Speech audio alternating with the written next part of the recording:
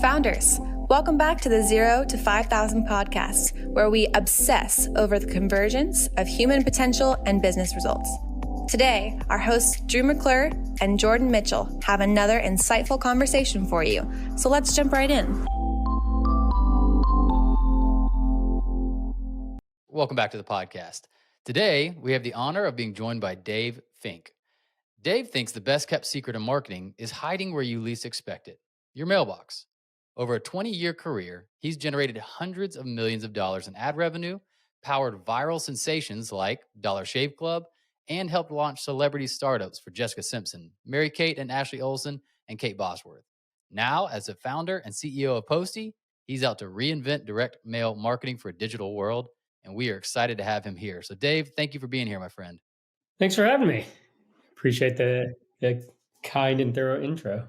Yeah. Well, listen, it sounds like we got to know a little bit in a very brief synopsis of kind of the run up to Postie.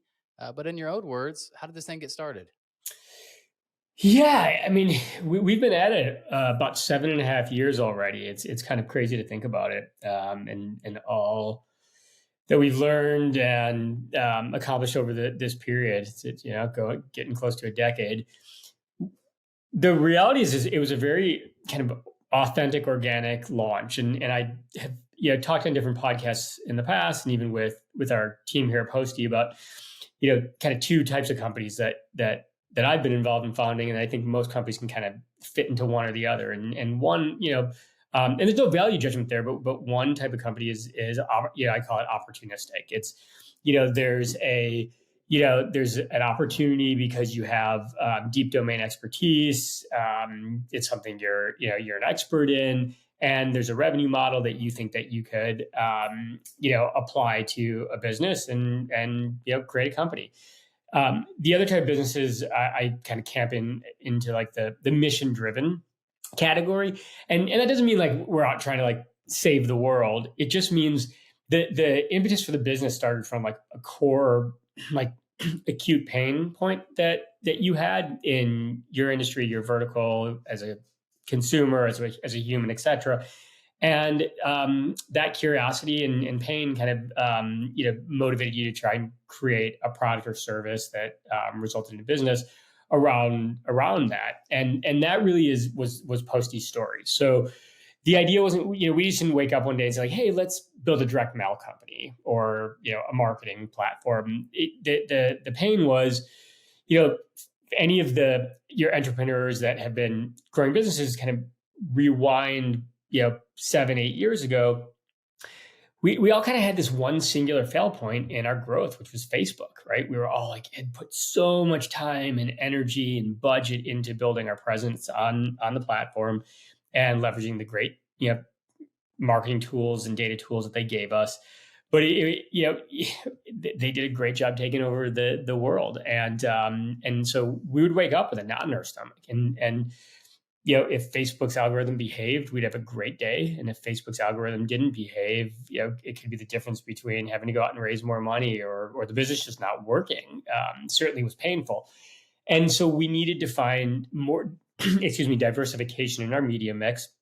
And there just wasn't much going on outside of Facebook and certainly Google in digital, nothing that had that type of scale. So that pushed us to spend more time offline. And in offline, direct mail is this unbelievably, data rich, highly targetable, highly optimizable, highly scalable channel.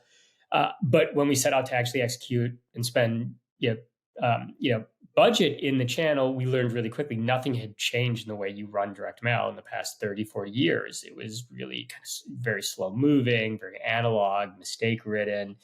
And that, that discouraged us a bunch, but then eventually led to this idea of like, I wonder if it's possible to bring all of the software and technology that we've been innovating over the last 20 years in digital to the direct mail channel to bring all of the reach, scale, targeting capabilities available in the channel, but to make it as dynamic and automated as any of our digital channels that we love. So long, story, but I think it is important, not just to Postie, but I think, entrepreneurs in general, as they think about where to spend their time and how to think about focusing around building their business.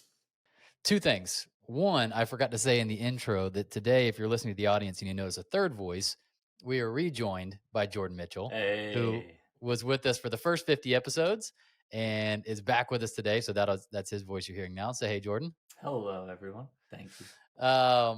You said two things that I love. One is something I've been wondering about for a while now because my business isn't necessarily dependent on it, but I know many businesses are, which was the fear of what if Facebook changes? What if Instagram changes? What if one of these things that is working so well now changes a policy or, makes something that was accessible, not accessible, cost affordable, not cost affordable. So that's brilliant. I'd love to talk about that some. But the other thing is just direct mail in general. I understand the scalability of it, the direct access to it. But what I'm excited to learn about is the effectiveness of it. I guess where maybe an assumption I make as just a listener is like, well, no one reads their mail really, unless it's, says the government's name on it or something, right? How did you guys think about that? Or what did you learn that made you think this is also an effective channel, not just to get to people, but that they would actually pay attention to it? Yeah, that's a great question. So I hadn't thought about this in a while, really years, until you just asked the question. But when we were kind of in this like 6-month period of exploring this idea of building Postie, maybe as a product, maybe as a business, et cetera, and just the exploration into direct mail and the power of direct mail, there was a little bit of this like get really excited, take a minute of pause, get distracted, set the idea on the shelf for a while, come back to it. Something else kind of triggered, a reminder that this was this like itch that we were, needed to tickle a little bit. And there were two entrepreneurs that showed up in my office independently at different times within a couple of weeks of them, of each other. And they both had the same story, which is they were each running roughly $500 million a year businesses that were wildly profitable, looked very different than the typical, $500 million venture-backed company that's burning cash like crazy, no path to profitability, grow at all costs. And those businesses are businesses, and those always intrigued me. And so, of course, like the minute I learned what they were up to and what they were doing, I had 1,000 questions for them. But one of them was like, what's your growth strategy? Like, how have you gotten so big? What, you obviously have something you figured out, some little secret. And in each case, they told me that direct mail was their number one demand gen channel.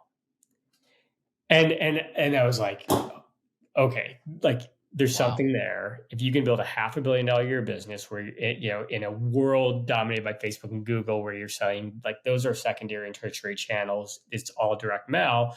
We knew that there was something there. It's a performance channel. Does it mean it works for everybody? No. Does it mean it's easy? No. Does it mean there's a direct path to that level of success? No, of course not. But hey, like the scale is real, and exactly what you said is, does it perform?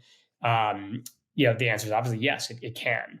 So that it's funny. Yeah, I'm so glad you asked that question because I just hadn't thought about that in a while. But those were really tipping point moments. I can visually, I can just absolutely envision those two meetings and those entrepreneurs. I actually want to catch up with them now and see what they're up to. They probably have $1 billion a year businesses now, nearly a decade later. But that was what we needed.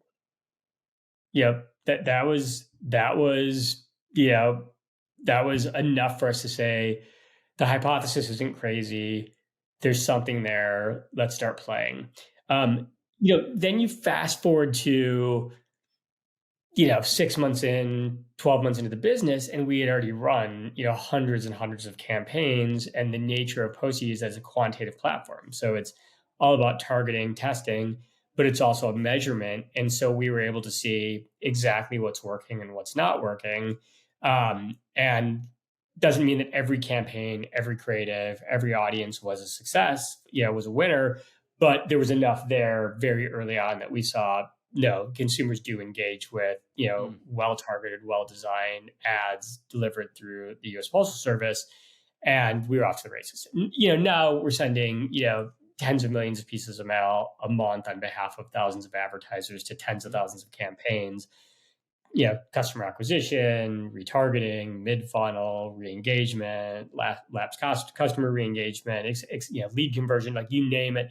And the channel is highly, highly performant. So we had this inkling from some really marquee success stories that just happened to fall into our lap, but then did take us getting in market, trying lots of different things and actually seeing, with our own eyes that across the broadest set of advertisers, client types, like this is real. There's something really here. So even a clarifying question here, because I think, maybe the audience doesn't know, or maybe I don't even know yet. If not only have you just said, hey, we've been able to digitize, a list and make sure there's an address tied to that so that you could mail somebody, but you could actually create, your marketing collateral inside the platform. And you guys are, taking care of printing and everything like that to get it out the door into somebody's mailbox. Is that also what Postie's taking care of? Yeah, the idea was really, I always kind of hate the analogies that big tech always uses to describe companies, but there's a reason it kind of works. And so from the start, we really thought about ourselves as building, the trade desk of direct mail, or the DV360 of direct mail, Facebook ads, ad manager of direct mail, Google ads of direct mail. It's the turnkey solution in order to take an idea from your head, turn it into an actual structured campaign, find and engage specific audiences using big data, machine learning, blend of first party and third party data assets, deploying that campaign, having that just seamlessly deploy the same way that an ad server would serve display ads for you, or an email server would deploy your email. And then triangulate measurement using any number of hooks directly into the advertisers backend databases, or wherever they're capturing that conversion rate at POS, or that conversion event at POS. Yeah. So we think about really three buckets of product that we need to build and excel at delivering to make this channel behave that way. One of them is targeting. That's critical in any ad channel. Two is all the execution, just not having to worry about the complexities around printing and entry in the U.S. Postal Service and complex logistics. And the third is measurement and insights, understanding what's working, what's not, and how do you make better decisions so that you can continuously improve your performance. Yeah, that's huge. We talk about the three uniques, and the three uniques really comes from the book Traction and Entrepreneurial Operating System. That's where that language comes from. But I'm going, man, those are so three clear uniques. Is all three of those things. Maybe somebody probably is replicating one or two of those things, but you put them all together and you package them, and you're cooking, which is really cool. Have you learned anything in terms of okay, now you guys are delivering mail? Almost going all the way back to Drew's kind of original question is, what mail is someone more likely to look at? Are they more likely to look at one that isn't in an envelope, or it isn't an envelope, but it has this, hey, open it right now kind of trigger? Again, those things are tested, but are there any things that you already have seen that hey, the data is telling us this is a more effective path to having somebody pay attention to it when it comes in a mailbox? So lots of the brands that we engage with are coming with deep digital advertising expertise, and some of them have deep direct mail or out of home or offline marketing expertise, but not as many. Mm-hmm. So when an advertiser that maybe is grew up in an age of Facebook and Google and email, a lot of times they have deep nerves around this idea of oh my gosh, how do I design for direct mail? Right. I don't know anything about direct mail. And what we learned is, and can very easily disarm anyone nervous about, tackling their first kind of creative exploration of direct mail, is the same blocking and tackling that works in a digital landing page, a well-designed email, a display ad, a newsfeed ad, a carousel ad, etc. Same tactics that you want to use for direct mail. You want to have authenticity, and this is just another touch in your omnichannel arsenal. So you don't want to be thinking like, how do I design specifically to talk to someone through direct mail? Like, Yeah. same with consumer, right? The same consumer that's like on their scrolling through their Instagram feed and engaging with your brand, and then like engaging with your social content, and then getting an email and coming to your website, is the same person that you're speaking to through direct mail. Like, Yeah. why would you want that to be a very different experience? Like, you wouldn't. That's confusing. Pause that just to highlight it. Like, again, your brain already naturally thinking omni-channel presence is the way. So we're not talking about either or in this conversation, right? And I think that's just a huge thing to highlight for anybody's brain, because you could go, this isn't working, now I need to do this, or this isn't working, I need to switch over here, or whatever. And it's just a basic thing. We see that in our world of just coaching people so many times when they're thinking about solutions for their life, whether that's, a workout regimen or their diet or something like that, that a lot of times they'll go this instead of that. And it's like, wait, many times it's a little bit of a both and. How do you make sure you pay attention to that? So again, omni-channel, that might be new language for somebody. And I think that's a powerful thing just to highlight, to go, yeah, that's the way in which you can think about this. So keep going.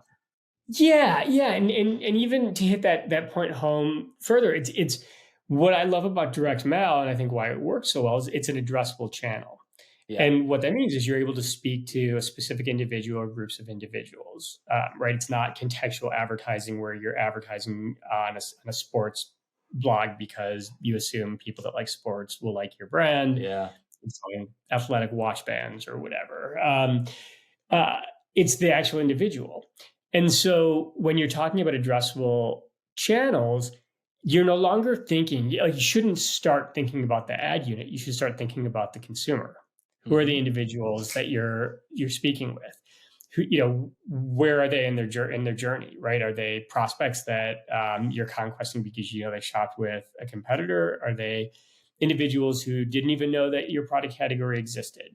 Are they customers that purchased once and didn't come back and purchase again? Have they lapsed? They were active customers for a while and you haven't seen them in a while. Are they holiday specific? We go on and on and on. When you start with understanding your consumer and you're thinking about who you're speaking to, and you have authenticity behind your brand, your product, your service, your benefit statements, what drives, benefit from someone who, signs up for your service or buys your product, then you just think about like, what is the appropriate way, to message that at that time to that specific segment. Mm-hmm. And it's not about tactics and tricks and whatnot. You alluded to like an envelope or not an envelope. There are times it might make sense to speak more formally and have the risk that anybody that doesn't open the envelope is not going to see the branding at all. And there are times that it makes more sense to have to leverage a postcard ad format where you're guaranteed that even if someone doesn't spend more than a second, at least you get that impression. Mm-hmm. Those are all, there's not one size fits all. It's a blend of all of that. But the core is understanding who that addressable audience is for that specific tactic, and then knowing your brand and your story. And then looking around at all the other media that you've run up to that point, what's been successful, what isn't. And then you're just designing for specific, front and back of a postcard or multiple panels in a folded piece or a letter format, etc. And it tends to demystify. Big exercise that our accounts team do often is when a client is not getting either the results that they want, or they're looking for ways to take something that's working really well and make it better, or it's their design, figuring out what they should use from imagery, whether they should use product photography or lifestyle imagery. Mm-hmm. First thing we'll do is just be like, hey, let's do a screen share, and then we open their Instagram feed. Mm-hmm. Let's take a look and see what posts are driving the highest engagement, and let's see if there's any commonalities between top 10 posts that we can then leverage and help guide their design team to incorporate into the first direct mail creative that they're running. Let's take a look at their emails. Which emails got the highest click-through rates? What landing pages convert best? Like, that's all liquid gold. Like, leverage it. What you mentioned demystifying, and I just like that word. But thinking about bringing it back to you guys, what has been the biggest challenge in terms of client acquisition for you guys? To go, to grow our business, this seems to be the thing we keep having to run into, and this is how we're overcoming this challenge. Like, what is that challenge for you guys that you keep facing? I think there are two.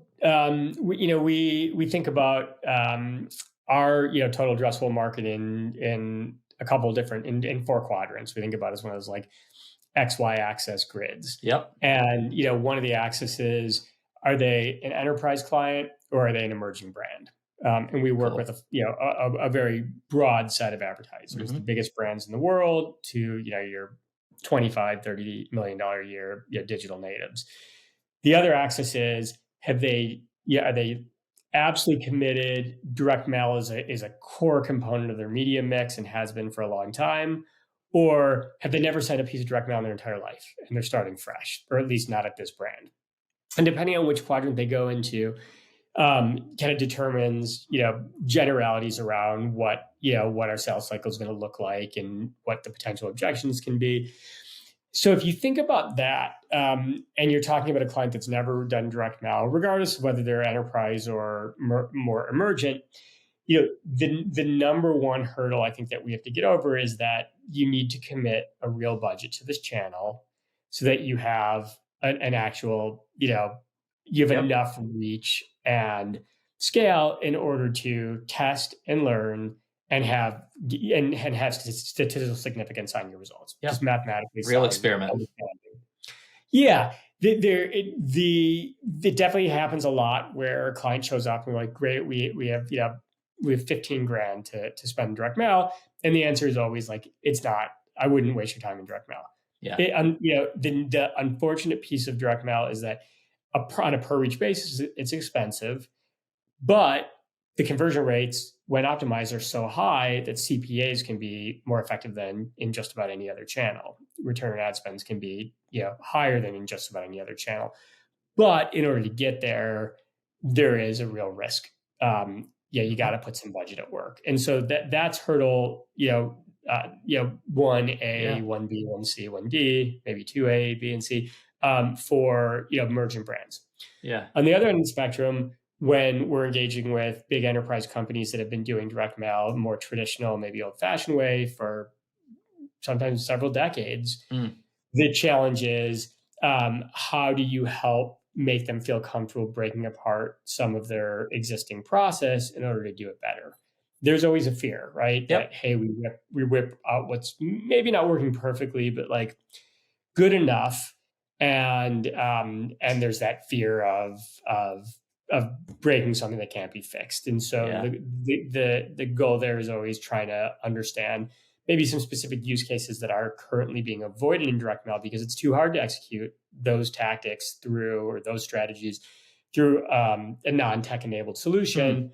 And maybe we can walk on a big enterprise brand to think about direct mail beyond what they're currently doing. And then over time, get them to recognize that, hey, we could probably find 10, 15, 20% improvement across the board. Yeah. This is kind of a big question, but like, do you know for the emerging brand that's not using, what's it costing them to not use it? Do you have any idea or any? That's a great question. I'm anything I would throw out there right now, I'd be, kind of making up, quite frankly. Just make it big enough to gain some customers. Just big enough to get $1 billion or $2 billion. Yeah, it's $1 billion or $2 billion. Yeah. Look, that's a tough one, right? Like we believe in what we do. We see the results. Sometimes it's just purely performance. And a lot of times it's the blend of both performance, but also freeing up time. So here's an example. We work, I think we're like 6 years in with one of the, marquee telcos out there. And one of the senior executives was the sponsor on the deal. And he saw from the very start that, there's a better way to do things. We can't, these big,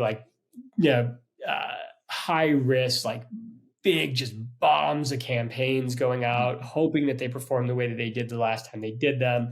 Millions of dollars sometimes wrapped up in every direct mail campaign. That's crazy versus a more surgical approach, more dynamic, programmatic approach. He knew that they weren't going to get there, all in one day. And it has taken years to kind of fully onboard them, where, Postie's running the entirety of their direct mail. But one of the things that we ran into, there was some, resistance early on because there were a number of people that were kind of working in executional roles throughout their direct mail initiatives, and their fear was like, "Oh, you're just going to replace my job. Yeah. Oh, like you're bringing Postie in, like all the stuff that we're Yep. worried about with AI, right?" Yep. And this leader was like, "No, I have a hiring freeze. I can't hire any more people. I have 14 other things and initiatives I would love to free up all these team members to be able to work on. Mm. If you can help me free up 50% of each of their day by automating, and you can drive more performance, and you can help us make a bigger impact with the channel, that's a win across the board." Every one of these, individuals saw that to be the case eventually. Yeah. So, you asked, the opportunity cost, or you asked the cost. Like sometimes it's like a cost of leaving performance on the table, but sometimes it's an opportunity cost of having humans do work that could be done cleaner, more effective, with more accuracy, leveraging technology, freeing them up to do more strategic work that's more thought oriented, that moves their business, faster. Absolutely. Here's what I'm curious about. It's obvious that your business is kind of mainly targeting, like you said, the big brands and or emerging brands that are going to have a large scale and scope. Would you say, we have a lot of people listening to podcasts that operate businesses that probably aren't the largest brands out there, or maybe aren't trying to even be on a national scale, but maybe like one of the people I'm thinking about is a local gym Sure. that I'm friends with the owner, they're clients of ours. And I'm thinking, man, they're in a local area where their target audience actually lives they got to be in driving distance, right, to them to come to their gym. They're obviously using social media. They're doing all sorts of marketing stuff. Would this be, whether Posties or just direct mail in general, for a business like that, is that something they should be incorporating into their efforts, their marketing efforts? 100%. Look, every business has their own set of challenges depending on big, small, vertical, national, regional, etc. The challenge that SMBs have is that sometimes the tools available to the big national brands, because of the scale, because of the data involved, because of the cost, are not as available to them. Yeah. Which is that's one of the powers of the Googles of the world, the Facebooks of the world. They made their product offering ubiquitous over time. Wasn't always like that, and I think we will get there over time as well. I'm going to answer the question by sharing a bit about how we work with businesses that are location specific, even though most of those businesses are bigger in scale. So if you think about casual dining chains, if you think about regional hospitals that have locations, across a specific area, you think about credit unions. We work with lots of businesses that data matters, but regional targeting matters as well, geo-targeting. And so we actually have a product that we call Storefronts. And what that allows an advertiser to do is to upload the address data of all their locations, basically dropping a pin on a map. And then on a store-by-store location basis, they can assign a specific zip code radius around that storefront. Yep. And so depending on if it's rural or urban or suburban, they may want to go bigger or smaller in their radius. And then any of the targeting that they execute, they can net down to fit within those addressable footprints. It's incredibly successable. Right. The key is like the gating factor is, hey, if this person's beyond 2 miles of a location, they're just never going to be a customer. Why would you want to waste budget targeting that individual? Right. But just because they're within 2 miles doesn't mean that they're likely to be responsive to a direct mail ad or any ad. And so, the game is always how you use geo-targeting, but not make that be the end all be all, make that be a definition of our addressable market, and then figure out other ways to target. So in theory, a single location gym could do the exact same thing on Postie. It's going to be a little bit hard, I think, for them because the nature of minimums and certain scale of working with us right now. but they can use those same strategies in order to test direct mail. Key is going to be how are they going to get the kind of targeting and data, but they could think about, a gym probably has, I mean, we know the model. There's a lot of churn involved in gyms where someone made their New Year's resolution, they signed up, and they lasted 30 days. Right. I'm one of those people. And I'm like, I'll run for 6 months and then I don't run again for 6 months. And then I gain my 12 pounds and I'm like, now I'm all motivated again.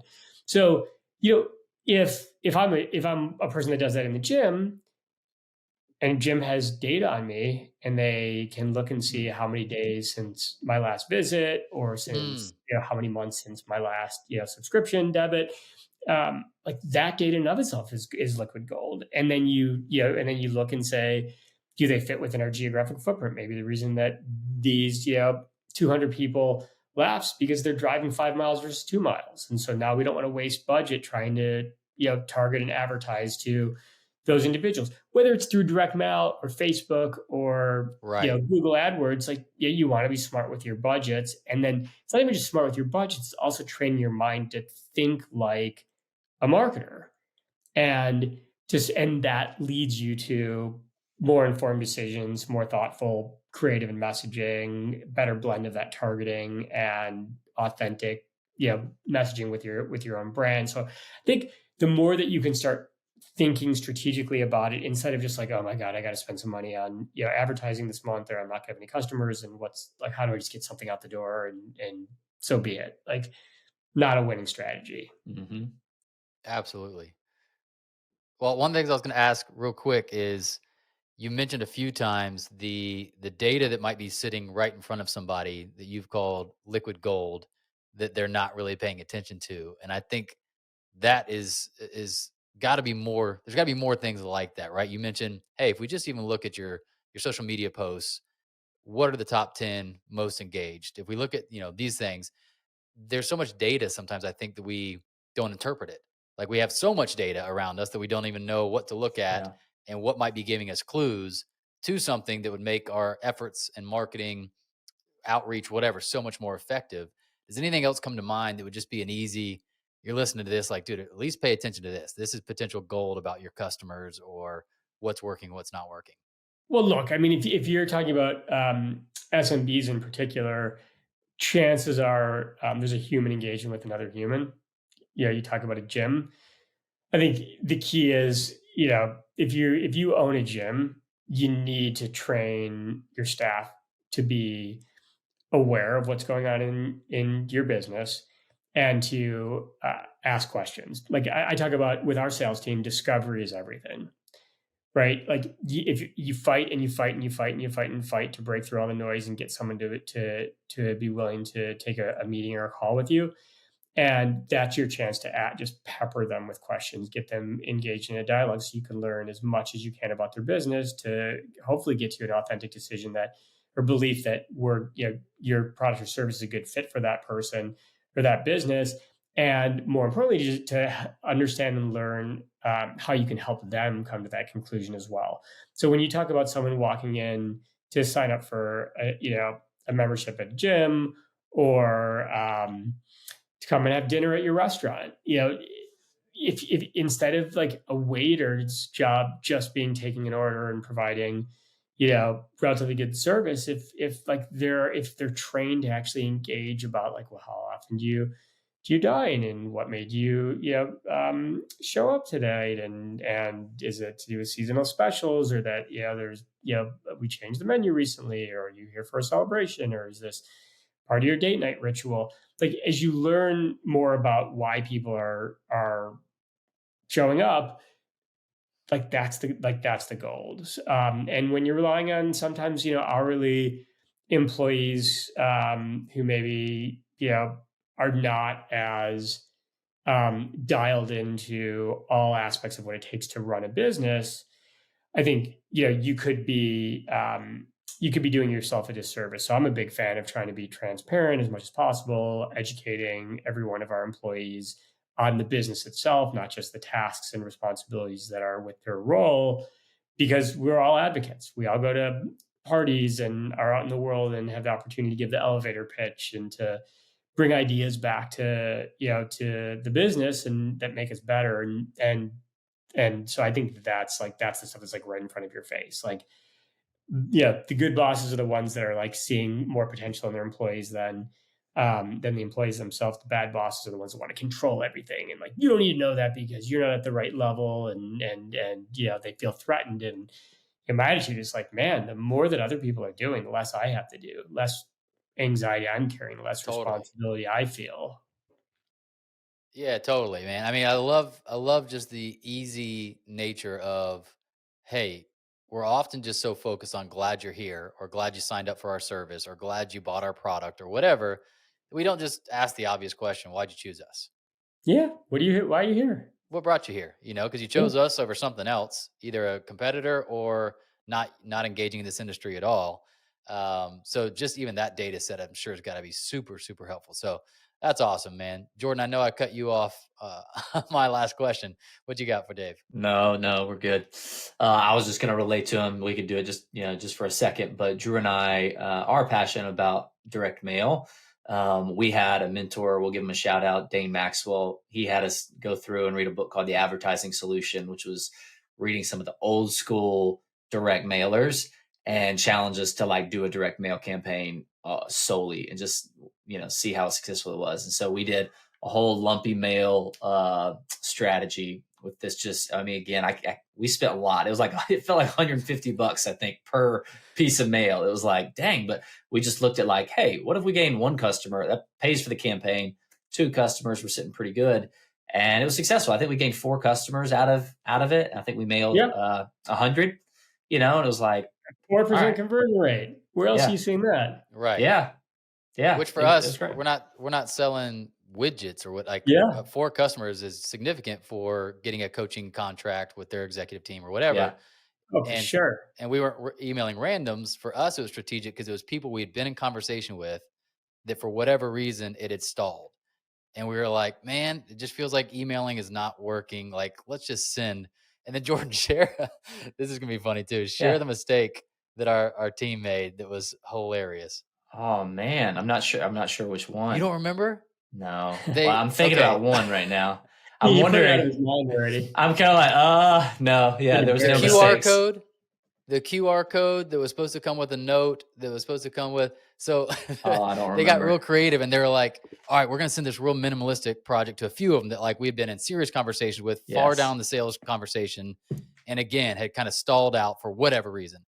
And so we kind of gave our team some power, like, hey, get creative. You can take some shots on these 5 or 10 people. And so they sent like just a simple like letter or box that you open it up and it was just a QR code that would trigger a song. You scan the QR code and it was some song like Don't Forget About Me. It was the John Cusack song. Oh yeah, the boombox. Yes. Yeah. Had a little picture of a cassette tape. But there was supposed to be a note attached to it from us that's that explained why we were sending that to them and laughing about it, whatever. But the note didn't get sent. And so they just got this random thing. And they said it was a mystery around their office for like 6 months.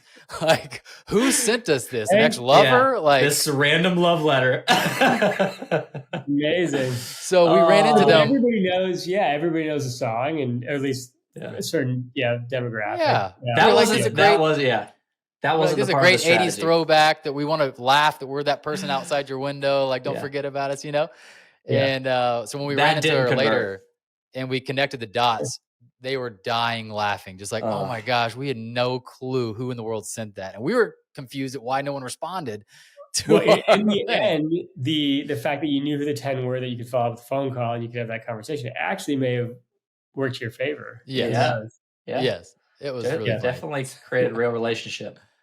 Yeah, well, I know we're going to be wrapping up here, but you did. I love students of the advertising game, and you mentioned a book, and I'm a big reader. So I'm curious, have you read the John Caples book, Tested Advertising Methods? I have not. No, but it is on that. It's on that list. I think it might even be referenced in that book because I created a whole book. It's the best. Yeah, I read it like once every couple of years. It's generally a quick read, although you get fixated on any one specific ad example. Yeah. It's the copywriting tactics. It's mostly a copywriting book. A lot of it comes from direct mail or print ads because I think it was written in 1990. Yeah. 4, 6, something like that. Highly recommend it. Little read. I used to give it to all my marketing team members. Highly recommend it. Super cool. Well, Dave, I've learned a bunch. The reason I even had Jordan here is out of the two of us, he took more to the marketing and his brain goes that way. And I was like, dude, you got to be on here for this Dave guy because I think you're going to love the conversation. And I'm so glad you were here, Jordan, because you really helped even illuminate how he's thinking and the real brilliance of your company and your idea. My takeaway, maybe this is for the audience as well. My takeaway is it's just so interesting when the world swings one way and forgets about something, right? So if you even think about like the opportunity to write an email. At first, that was revolutionary because all we had was handwritten notes. And all of a sudden you're like, well, why wouldn't we take advantage of being able to send it out instantly, right to someone's direct inbox on their online? And same thing with marketing. Like, okay, well, now we can get in front of 1 million people for 10 cents a click or whatever. But there's another company, I think called Simply Noted, that I interviewed, that realized we forgot about the power of handwritten notes and how that's actually an incredibly effective medium for certain moments in someone's life. And so how can we actually bring some digital aspect to handwritten notes back to that touch point, right? Yeah. And then we have you going, hey, don't forget about direct mail. Like, I know we have awesome opportunities over here, but this is still a really effective campaign that we've totally forgotten about. Yeah, look, I mean, the world evolves, but at the end of the day, humans are humans. And the last thing I'll maybe, end on is just got back from a trip to Europe, and we were in London, and I was with, I have an 8-year-old and a 10-year-old, and I was trying to explain, like, look, London's 2,000 years old. The United States is 200 years old, right? Yeah. This place has been around 10 times as long, and you're looking at the architecture, and the city burnt down and they rebuilt it, so it's not like it's the same foundation that was built 2,000 years ago. But then from there we went to Israel. We'd never been to Israel, and now we're walking around like Jerusalem, and it's like, wow. Hey kids, this place was built 4,000 years ago, and you're actually seeing some of these excavated sites that actually were built, where the roads and the buildings were built 4,000 years ago. And we had a tour guide for part of the time. And one of the things that kind of he put some perspective around, he's like, we think we've created like all this like crazy innovation the last 100 years and whatnot, but like the way that we chiseled limestone into bricks and built houses, really wasn't that different. It's not like we were living in like straw huts 4,000 years ago, like 4,000 years ago, right? 2,000 years ago, before Christianity was created, we figured out the way to use tools to build like pretty complex structures. And I just bring that up because, and we're talking about direct mail that only is maybe an afterthought in a digital era, and the digital era has only been around for 20 years. Like we're all still the same humans. We need to be engaged with, educated, entertained.